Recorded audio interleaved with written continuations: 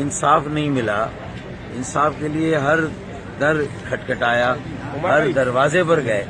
Supreme court ने भी कहा कि आप सूबाई हुकूमत आपको रिलीफ देगी या election commission of Pakistan. Election commission of Pakistan ने नहीं दिया, हम सूबाई हुकूमत के पास गए। सूबाई हुकूमत ने रिलीफ दी, देर से दी लेकिन रिलीफ दी। तो फिर इलेक्शन कमीशन ने उसको नहीं माना। तो इसका मतलब हम पे मुसल्लत किया गया कि बस जैसा है इसी हालत में आप इलेक्शन लड़ लें।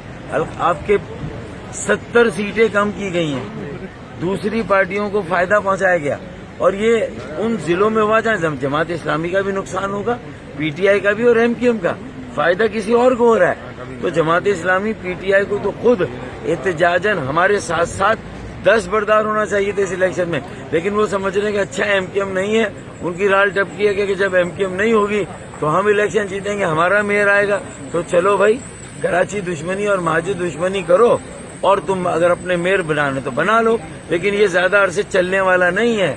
और तुम्हारा मेयर इतनी आसानी से आने वाला भी नहीं है, क्योंकि सीटें किसी और की ज्यादा हैं, उनकी सीटें निकलेंगी। इसलिए एहतजाजन हम दस्तबरदार हुए कराची से, हैदराबाद से, टंडो अलायार से, और वहां हम इलेक्शन नहीं लड़ रहे। लिहाजा हमारे वोटर भी अब वहां पर जाकर वोट ना डालें और आराम से अपने घर में बैठें। और सबको अजीज व अकारीब